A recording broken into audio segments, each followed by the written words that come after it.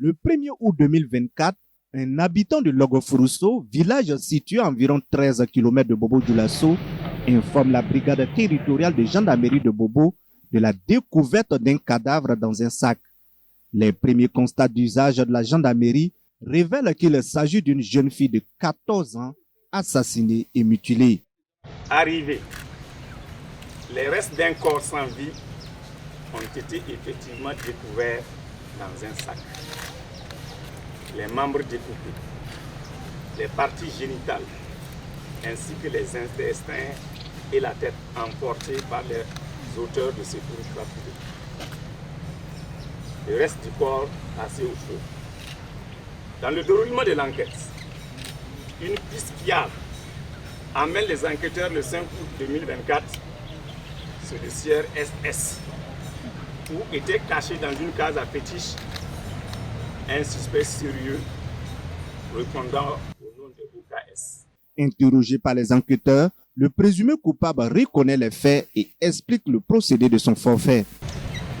Il conduit les enquêteurs dans une case où il découvre entre les fétiches les habits maculés de sang que portait la victime. Ensuite, il a indiqué un autre endroit où il a enterré les seins, le sexe et les intestins découpés en de petits morceaux.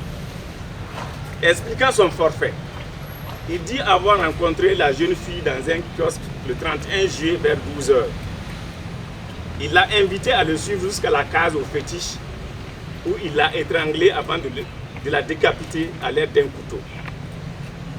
Par la suite, il a éventré la victime pour enlever les intestins et ensuite mettre sa main dans la cage thoracique pour arracher le cœur. La brigade territoriale de gendarmerie de Bobo-Dioulasso a également arrêté un individu présumé coupable d'assassinat sur un homme de 60 ans. La cause de cet autre assassinat macabre serait due à une rivalité liée à un problème de femme. Le 30 juillet 2024, la brigade territoriale de gendarmerie de Bobo-Dioulasso est informée de la découverte d'un cadavre dans un moment de culture dans le village de Nassau. Une fois de plus, une équipe de la brigade s'est transportée sur les lieux pour procéder aux constatations d'usage. Arrivé sur les lieux le même jour à 17h05, un corps sans vie était allongé à une décubitus ventrale, décapité, gisant dans son sang et la tête emportée. Selon le capitaine Bienvenu Somda, commandant de gendarmerie de Bobo-Dioulasso, les enquêtes se poursuivent car les têtes des deux victimes décapitées restent toujours introuvables. Dans les deux cas également, les présumés auteurs qui ont reconnu les faits refusent de donner la destination des têtes et tous les lieux qu'ils ont eu à donner. Les fouilles jusqu'à ce jour n'ont rien révélé. Pour le commandant de gendarmerie de Bobo-Dioulasso, les présumés auteurs seront confiés au tribunal de grande instance de Bobo-Dioulasso pour la suite des enquêtes. S'ils sont reconnus coupables par la justice, ils risquent une peine de prison à vie.